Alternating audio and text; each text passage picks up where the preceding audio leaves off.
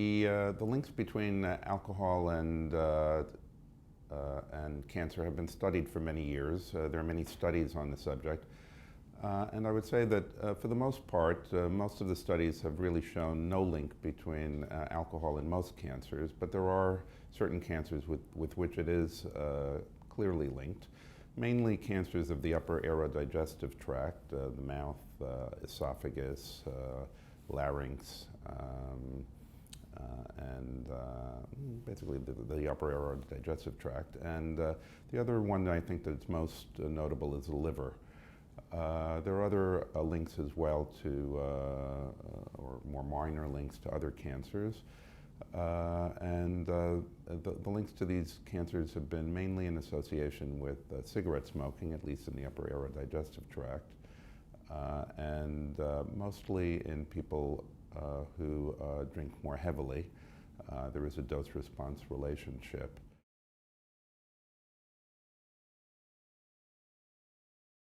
Alcohol causes cancer actually in a variety of ways. It's not a classical carcinogen in the way most people think of carcinogens, that is, as a chemical which interacts with the DNA or with the genetic material in the cell, which is the way, say, cigarettes or other chemical carcinogens work.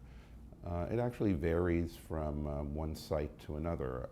In the upper aerodigestive tract, it interacts with cigarette smoking and will stimulate the cells of the oral cavity or of the esophagus to irritate them and to make them grow more after cigarette smoking has already caused damage to them. This is called promotion. It's a different kind of carcinogenic action. In the liver, where it's a well-known carcinogen, it doesn't actually damage or cause cancer directly. What it really does in the liver is causes cirrhosis of the liver. It causes hepatitis, which leads to cirrhosis. And in fact, most of the known carcinogens for liver cancer act in this way, which is virtually anything that causes liver cirrhosis will ultimately lead to cancer, because cirrhosis itself will ultimately progress to developing liver cancer. The other two cancers where it's known to be a carcinogen are rectal cancer, where it has a small effect. No one actually knows, I think, how it works there or how it causes its cancer. And breast cancer, where it also has a small but definite effect.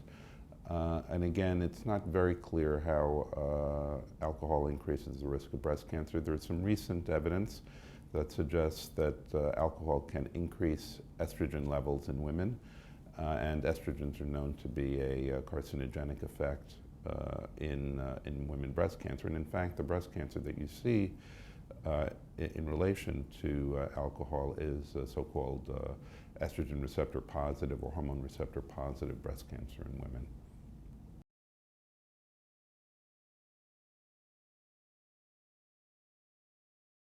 In general, the lifestyle and genetic factors that do cause cancer are the most notable of which is cigarette smoking. Others that are important nowadays, again in terms of at least the most prominent, are obesity, which can cause a variety of cancers, a lack of physical activity. Nowadays, actually, a number of viruses have been identified. People, I think, aren't aware of how much has been learned about infectious causes of cancer. About 20% of cancers are due to viruses, which is a very optimistic message, because we can make vaccines against them, as we have for hepatitis B or for human papillomavirus, which can now be basically prevented. Other etiologic factors are kind of vary from cancer to cancer. There are certain occupational risk factors, which generally speaking only affect those who are exposed to them. Those who are exposed are at very high risk.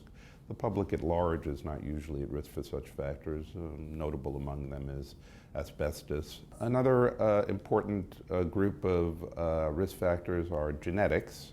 These, of course, these account probably well, certainly every cancer has a genetic component to it, but I think when people think of genetics, they think of a specific gene which really gives you a risk in and of itself. But these are not very common, these kinds of genes are not very common in and of themselves, and probably account for only about 5% or less of the overall cancers that are around.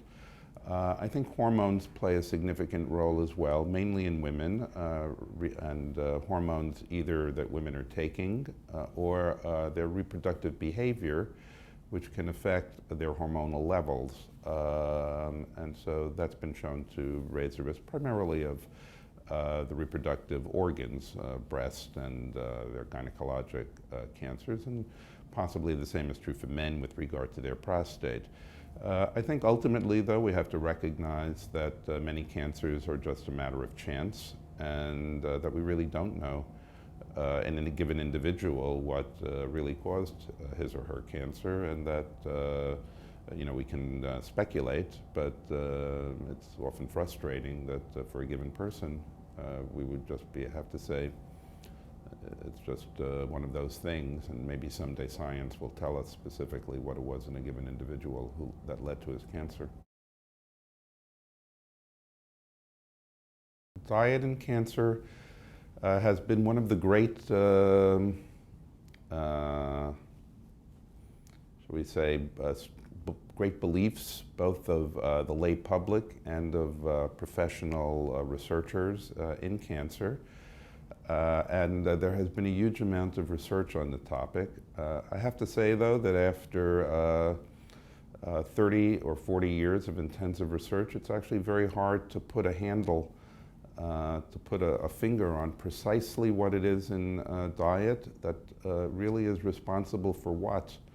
And this is an area of great controversy among epidemiologists and cancer researchers.